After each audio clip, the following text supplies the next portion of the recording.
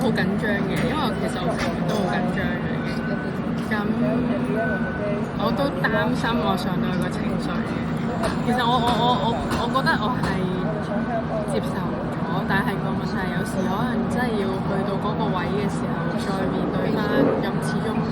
即係睇住當其時個 moment 啲鄰居咁樣走咗，係啦，咁即係係咯，咁我覺得心情係忐忑，即係又好想翻去，但係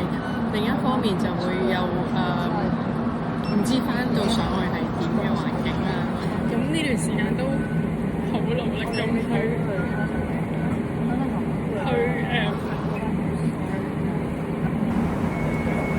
慢慢去面對咯。我覺得咁而家嘅情況係好好多㗎啦，已經。我開頭其實甚至乎以為自己去到講翻華福院之前係一講就講唔到嘅，咁而家講到嘅，咁但係去到聽證會嘅時候就再一次發現原來再面對翻嘅時候係個 feeling 仲喺度咯，咁但係好過之前嘅。我個情感情緒係發自喺可能當其時我真係冇辦法叫我啲鄰居，呢個應該係我最一路以嚟我覺得最嗰個位咯。咁但係開頭會個自責感好強，咁而家我講冇咧就呃你嘅，咁但係個問題係我會識得去釋懷，因為我知道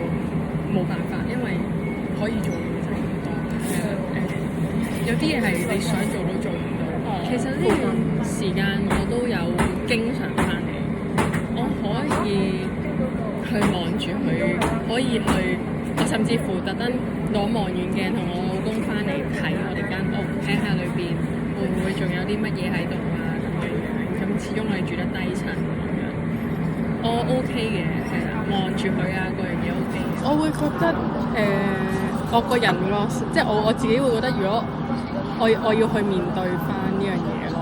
咁我先至可以喺我人生裏邊有一個 ending，係啊，即係我覺得呢樣嘢係我唔想逃避咗佢，係